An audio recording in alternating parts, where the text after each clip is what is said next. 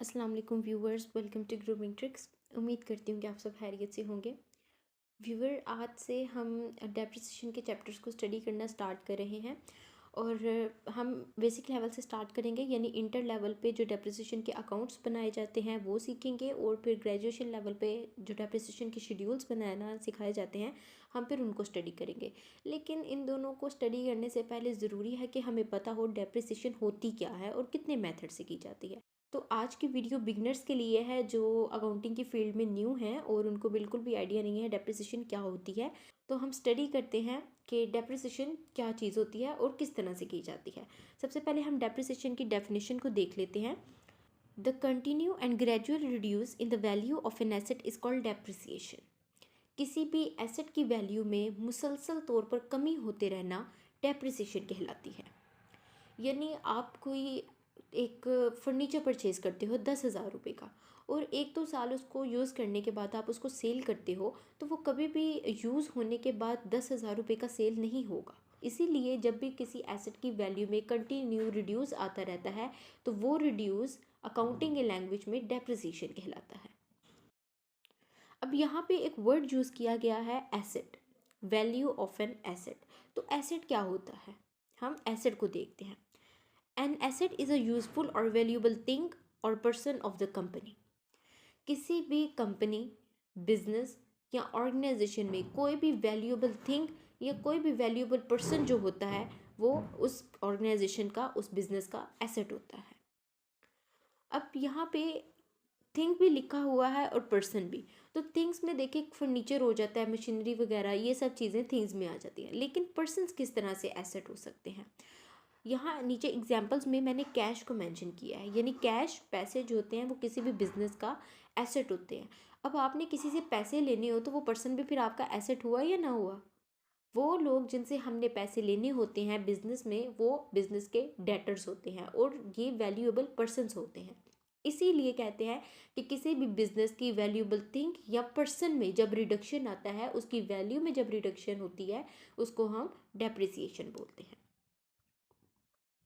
अब यहाँ पे मेथड्स को मेंशन किया गया है कि कितने मेथड्स हैं जिनके ज़रिए से हम डेप्रिसिएशन कर सकते हैं। तो बेसिक ये दो मेथड्स हैं, एक है स्ट्रेट लाइन मेथड और दूसरा है diminishing balance method. Straight line method को हम फिक्स्ड इंस्टॉलमेंट मेथड भी बोलते हैं, यहाँ पे मैंने मेंशन किया हुआ है उसको।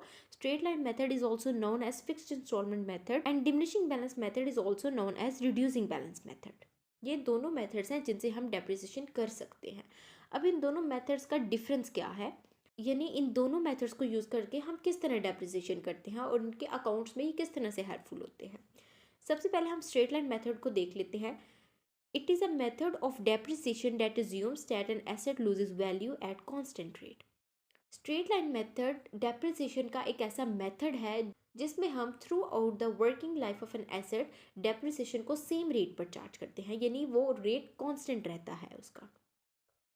जब हम इसके क्वेश्चंस को सॉल्व करेंगे प्रैक्टिकली, तो उस पर हमें एक बता दी जाती है, एक वैल्यू दे दी जाती है, हमें रुपीज़ बता दिए जाते हैं कि इतने रुपीज़ के साथ आपने डेप्रिसिएट करना है एसेट को इतने सालों के लिए। अब अगर वो अमाउंट हमें ना दी हो क्वेश्चन में, बाय चांस अगर वो नहीं दी होती, तो हमें क्वेश्चन में 3 चीज़ें दी गई होंगी। नीचे फॉर्मूला में मैंने उनको मेंशन किया है। एक है वैल्यू ऑफ एन एसेट, यानी वो वैल्यू जिस पे हमने एसेट को परचेज किया होगा। दूसरा है स्क्रैप वैल्यू, वो वैल्यू जिस पे एसेट को हमने वर्किंग लाइफ के बाद सेल किया है, वो इसकी स्क्रैप वैल्यू होती है, उसको रेजिड्यूल वैल्यू भी बोलते हैं। थर्ड होगी एस्टिमेटेड लाइफ, यानी वो एसेट कितने साल तक सही चलेगा, वो उसकी एस्टिमेटेड लाइफ होती है। तो इस फॉर्मूला को सॉल्व करने के बाद, यानी वैल्यू ऑफ एन एसेट में से स्क्रैप वैल्यू को माइनस करेंगे और फिर उसको डिवाइड कर देंगे एस्टिमेटेड लाइफ पर। जब हम ये फॉर्मूला सॉल्व करेंगे तो हमारे पास एक अमाउंट आ जाएगी जो कांस्टेंट रहेगी through out the working life, और उसी रेट से हमने हर साल डेप्रिसिएशन चार्ज करनी होगी एसेट पर। अब दूसरे मेथड की तरफ आ जाते हैं जो है रिड्यूसिंग यानी diminishing balance method. In this method, the rate of depreciation varies each year. In other words, it charges depreciation at a higher rate in the earlier years and the amount of depreciation reduces as the life of asset progresses। कहते हैं कि ये एक ऐसा method है depreciation का जिसमें हर साल डेप्रिसिएशन वेरी करती है, यानी चेंज होती रहती है। और साथ ही साथ ये भी बताया जा रहा है कि जब भी डेप्रिसिएशन हम रिड्यूसिंग बैलेंस मेथड में चार्ज करना शुरू करते हैं तो वो इब्तदाइया सालों में हायर रेट पर चार्ज की जाती है, और जैसे जैसे एसेट की वैल्यू कम होती जाती है उसकी डेप्रिसिएशन की वैल्यू भी कम होती जाती है। इसकी अब मैं आपको एग्जांपल देती हूँ। पहले मैं आपको ये बता दूँ कि डिमिनिशिंग बैलेंस मेथड के जो हमें क्वेश्चंस दिए जाएंगे उसमें एक रेट बता दिया जाता है परसेंटेज के साथ कि इतने परसेंटेज से आपने डेप्रिसिएशन चार्ज करनी है। अब करना किस तरह से होगा, एग्जाम्पल ये है कि आपने एक एसेट परचेज़ किया, 1 लाख रुपए का कोई फर्नीचर या मशीनरी आपने परचेज़ की। आपने 5 साल के लिए उसको डेप्रिसिएट करना है और 10% डेप्रिसिएशन आपने चार्ज करनी है हर साल। अब इसमें बताया गया कि हर साल डेप्रिसिएशन जो है वो वेरी करती है। तो वो वेरी किस तरह करेगी, पहले साल जब आप उसको डेप्रिसिएट करोगे आप 1 लाख रुपए के ऊपर 10% चार्ज करोगे, वो बनेगा 10,000 रुपीज़।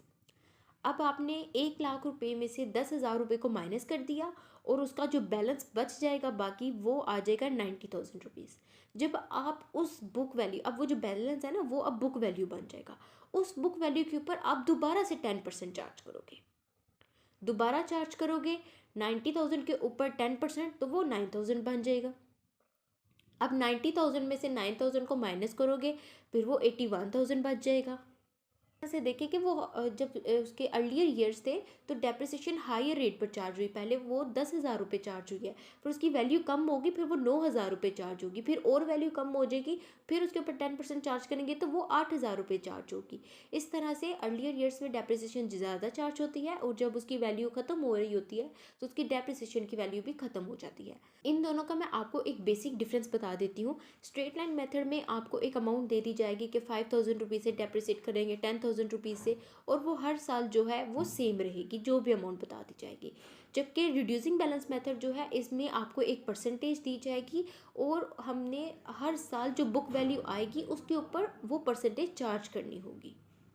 वीडियो के स्टार्ट पे मैंने जो एसेट टर्म को डिस्क्राइब किया है, एसेट की टाइप से रिलेटेड मेरी एक और वीडियो भी चैनल पर मौजूद है, उसका लिंक मैं डिस्क्रिप्शन बॉक्स में दे दूंगी, आप वो भी देख सकते हैं अगर आपको उसकी टाइप्स के बारे में भी सीखना है तो। और इंशाल्लाह अब हम अपनी आने वाली वीडियोज़ में, नेक्स्ट वीडियो में हम स्ट्रेट लाइन मेथड को पहले पढ़ेंगे, फिर हम रिड्यूसिंग बैलेंस मेथड से डेप्रिसिएशन का अकाउंट बनाना सीखेंगे। आई होप आपको समझ आई होगी, इनका बेसिक डिफरेंस अब आपको क्लियर हो गया होगा। जो बिगनर्स हैं इंशाल्लाह ये उनके लिए बहुत ज़्यादा हेल्पफुल होगा। तमाम व्यूवर्स से मेरी रिक्वेस्ट है कि आप मेरे चैनल को सब्सक्राइब कर दें, मेरी वीडियोस को लाइक कर दीजिएगा और इसी तरह सपोर्ट करते रहें। इंशाल्लाह अब हम अपनी नेक्स्ट वीडियोस में मिलेंगे। अल्लाह हाफिज़।